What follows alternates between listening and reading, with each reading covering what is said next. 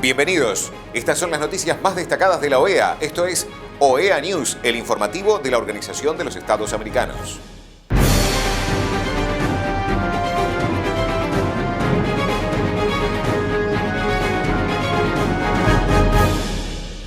Es momento de compartir los títulos de las noticias más importantes que vamos a estar brindando a ustedes. 18 de diciembre, Día Internacional del Migrante. OEA y Programa de Educación Digital estudian el rol de las organizaciones de la sociedad civil y sus aportes a la continuidad educativa. Conmemoración del Día Internacional de los Derechos Humanos. Programa Interamericano de Facilitadores Judiciales explica qué es la violencia familiar.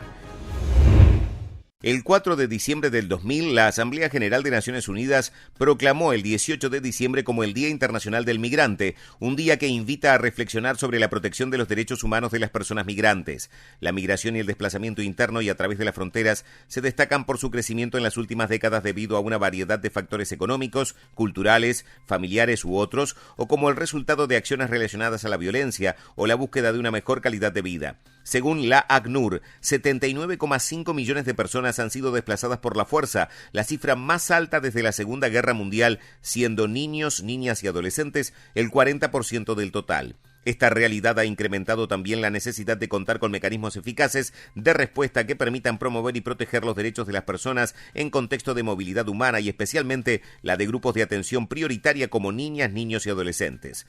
En los últimos años se registró un incremento de niños, niñas y adolescentes que migran con sus familias, pero también sin acompañamiento, siendo en muchas ocasiones su búsqueda por reunificarse con sus familias y ejercer su derecho a vivir y desarrollarse con ellas el motivo principal para su migración.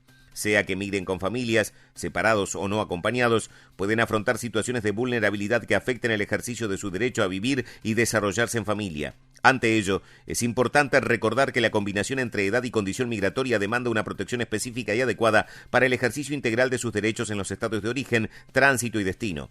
Protección para un ejercicio pleno e integral de derechos en la que la familia, sociedad y Estado deben desempeñar papeles específicos y complementarios que permitan desde el nuevo paradigma asegurar las condiciones ambientales y las experiencias necesarias para su pleno desarrollo, acompañar, orientar y sostener afectivamente el proceso de autonomía progresiva, garantizar el acceso a sus derechos y fortalecer, habilitar para que asuma la promoción, protección y ejercicio de los mismos en forma individual y colectiva y de acuerdo a su grado de desarrollo.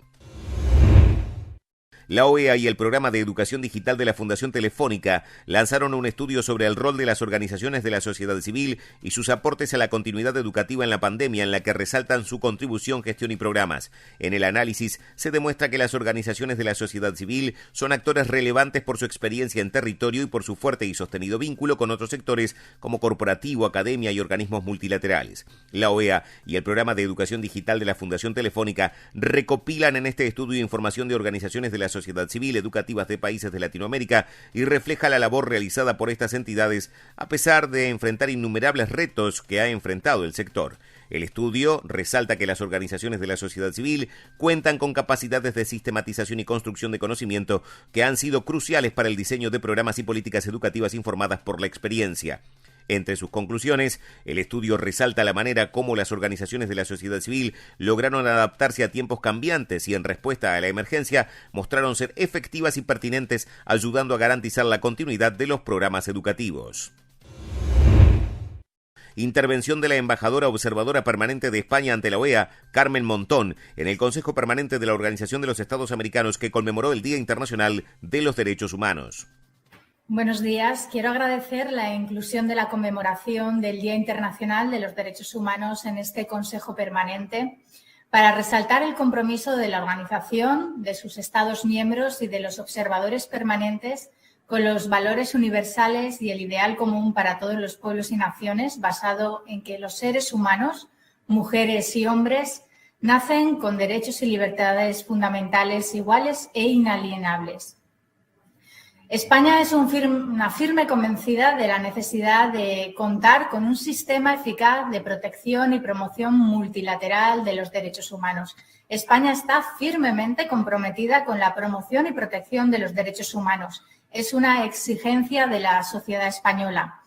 El ordenamiento jurídico español brinda una elevada protección de los derechos y libertades fundamentales que son interpretados de conformidad con la Declaración Universal de los Derechos Humanos y tratados y acuerdos internacionales sobre la materia ratificados por España.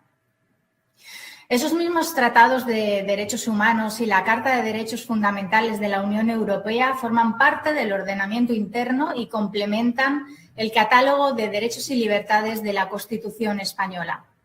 La libertad, la justicia y la paz se fundan en el respeto de la dignidad y de los derechos inalienables de todas las personas.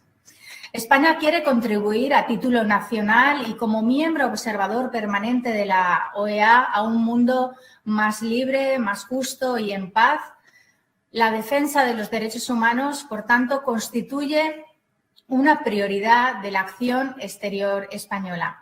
Esta política se lleva a cabo a través de las siguientes áreas prioritarias: la lucha contra la pena de muerte, no discriminación por razón de género, no discriminación por razón de orientación sexual e identidad de género, derechos de las personas con discapacidad, derechos humanos al agua potable y al saneamiento, empresas y derechos humanos y protección de defensores y defensoras de los derechos humanos.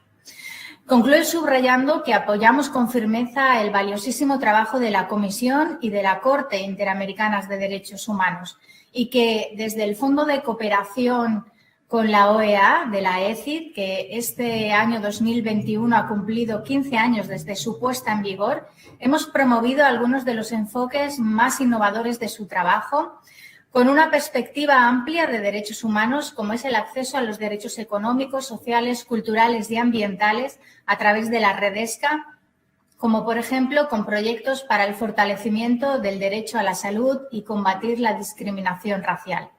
Y por último, reiterar que los derechos de las mujeres son parte de los derechos humanos. Las mujeres tenemos derecho a vivir una vida libre de violencia, a nuestros derechos sexuales y reproductivos y a una ciudadanía plena. En ese sentido, también contribuimos económicamente y damos apoyo institucional a la Comisión Interamericana de Mujeres y su importante labor en favor de la igualdad entre mujeres y hombres. Me despido transmitiendo el reconocimiento de España a las dos presidentas que concluyen su mandato, a la presidenta de la Corte y de la Comisión Interamericana de Derechos Humanos, agradeciéndoles su valentía y liderazgo. Son un referente para las mujeres y para todas las personas que defienden la igualdad y la libertad, los derechos humanos y la democracia. Muchas gracias. El Programa Interamericano de Facilitadores Judiciales presenta un audiograma sobre violencia familiar, sus formas de manifestarse y cómo prevenirla en la sociedad. El Programa Interamericano de Facilitadores Judiciales te explica en esta ocasión sobre la violencia familiar y cómo prevenirla. Ante todo, debemos entender que la violencia familiar o doméstica son todos aquellos actos realizados por una persona para provocar daño emocional, físico, psicológico o financiero contra un integrante de su familia. Pero, ¿cómo identificar los signos de violencia familiar? La violencia familiar es aquella que ejerce una persona contra un pariente por consanguinidad, es decir, los miembros que proceden y pertenecen a su generación familiar, como lo son los abuelos, hijos, nietos, etc., los parientes por afinidad, por ejemplo, los miembros de la familia del esposo o esposa de una persona, como los suegros y los cuñados, o bien parientes por adopción. Los agresores pueden ser cónyuges, hijos, padres o cualquier otro miembro de la familia. Asimismo, las víctimas pueden ser uno o más miembros de la misma familia. La violencia familiar puede manifestarse a través de las siguientes formas: violencia psicológica o emocional. La violencia no se presenta únicamente a través de golpes, los insultos, humillaciones, chantajes, indiferencias y amenazas también son actos de agresión que se manifiestan de manera verbal. Por lo general, la persona que ejerce violencia psicológica trata de incidir en el diario vivir de la persona que es víctima, controlar sus decisiones e imponer creencias y valores. Aunque este tipo de actos sea ejercido por tu esposo, esposa o hermanos, es violencia y se debe denunciar. Violencia física es aquel acto que realiza una persona con la intención de provocar daño o dolor físico hacia otra persona, lo cual puede incluir pellizcos, golpes, empujones, lanzamiento de objetos, encierro, etc.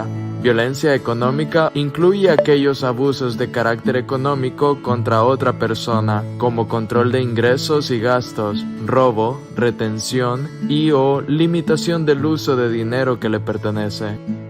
En este tipo de violencia se incluye el incumplimiento de cuotas alimentarias por parte de los padres de familia, o los casos en que los hombres les prohíben trabajar a sus esposas.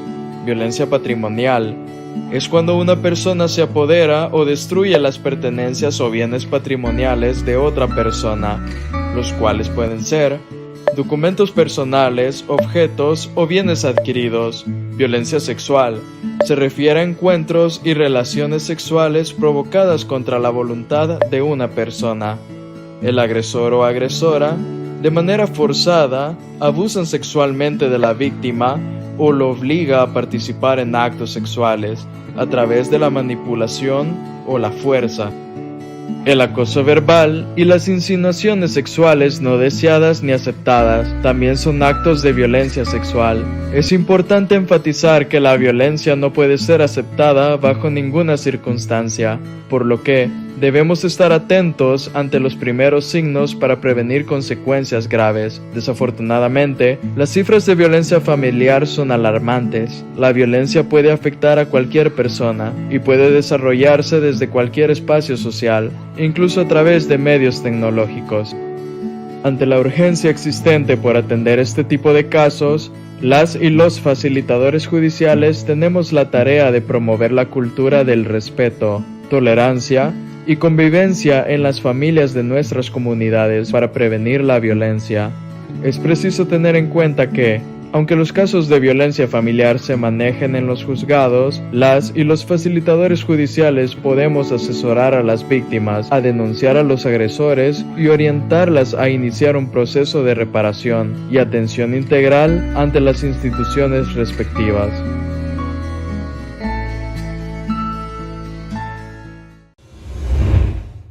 Estas han sido las noticias más relevantes de la OEA, la Organización de los Estados Americanos. Esto ha sido OEA News. Nos reencontramos en la próxima jornada.